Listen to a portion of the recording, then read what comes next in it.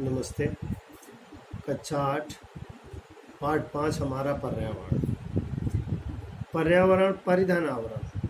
चारों ओर से घिरे हुए भाग को पर्यावरण कहते हैं। ये कहानी बिहार प्रदेश के भागलपुर जिले के धरहरा नामक एक गांव की है, जहां परिवार में जब भी कोई लड़की जन्म लेती है तो परिवार के लोग कम से कम 10 आम या लीची के पौधे लगाते हैं।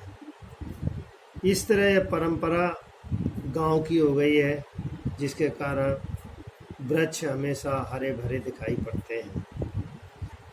मनुष्य का प्रकृति से सीधा संबंध है। सभ्यता के आरंभ से ही मनुष्य प्रकृति पर निर्भर रहा है। हमारे पूर्वजों ने पेड़ पौधों को सदैव प्राणी जगत के समान सजीव एवं सचेतन माना और उनकी महत्ता मानव जीवन में स्वीकार किया। उन्होंने प्रकृति की विविधताओं को न केवल सराहा, अपितु अपने जीवन का अभिन्न अंग स्वीकारते हुए उनकी आराधना भी की। बहते झरनों और हरे भरे वृक्षों की संगीतमयी सुमधुर ध्वनि को अनुभव कर प्रकृति के सुख दुख से अपना सामंजस्य स्थापित किया। प्रारंभ से ही प्रकृति के रम्य दृश्य मानव के लिए प्रेरणा स्रोत बने। फलस्वरूप प्रकृति और मानव एक दूसरे के प्रेरक बन चिरकाल के लिए सहचर बन गए। भारतीय संस्कृति का प्रकृति से गूढ़ संबंध रहा है। हमारे पौराणिक ग्रंथों में प्रकृति के विभिन्न तत्वों की पूजा का वर्णन मिलता है तथा वृक्ष लगाना पुण्य का कार्य माना जाता रहा है। आज भी हमारे देश में तुलसी, पीपल, बरगद आदि की आराधना की जाती है। वृक्ष प्रकृति की सुंदर और अमूल्य भेंट है। उनके प्रति आदर का भाव रखने का मूल कारण यही था कि अति प्राचीन काल में भारतीय ऋषिमुनियों ने इस तथ्य को जान लिया था कि वृक्षों के अभाव में आज भी हमारे देश में तुलसी, पीपल, बरगद आदि की आराधना की जाती है। वृक्ष प्रकृति की सुंदर और अमूल्य भेंट है। उनके प्रति आदर का भाव रखने का मूल कारण यही था कि अति प्राचीन काल में भारतीय ऋषिमुनियों ने इस तथ्य को जान लिया था कि वृक्षों के अभाव में मानव अस्तित्व की कल्पना तक नहीं की जा सकती।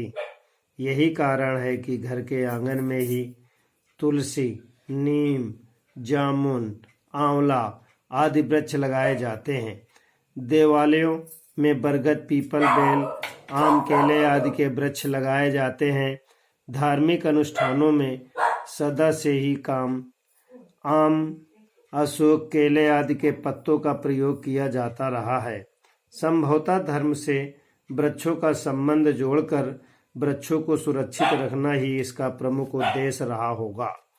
आज से हजारों वर्ष पूर्व हमारे आयुर्वेद ज्ञाताओं ने विभिन्न वृक्षों, पौधों, जड़ी बूटियों के गुणों और उनकी विशेषताओं का अध्ययन किया। अनेक ग्रंथ लिखे। कंदमूल, फल, स्वच्छ वायु, छाल, लकड़ी देने वाले इन वृक्षों की उपयोगिता के बारे में मानव को जानकारी दी। हरे भरे जंगलों में चहचहाते पक्षी, स्वच्छंद विचरण करते हुए पशु आज कल्पना का विषय बनते जा रहे हैं, परंतु मनुष्य को इसकी क्या परवाह। प्रकृति के विधान में जब जब किसी ने हस्तक्षेप किया उसे मुंह की खानी पड़ी। अतिवृष्टि के फलस्वरूप आती बाढ़, अनावृष्टि के कारण पड़ता भयंकर सूखा प्रकृति की ओर से मनुष्य के लिए चेतावनी है, जिसे वह समझते हुए भी अनदेखा कर रहे हैं। प्रश्न संख्या 35 में कुछ सवाल इस प्रकार है। पहला पैराग्राफ, मनुष्य का किसके साथ संबंध है। नंबर दूसरा प्रश्न, मानव ने प्राणी के साथ कैसा व्यवहार माना है।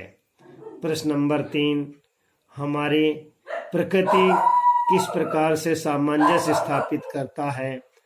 4 नंबर, सहचर का क्या अर्थ है। विद्यार्थी इन प्रश्नों को उत्तर लिखेंगे।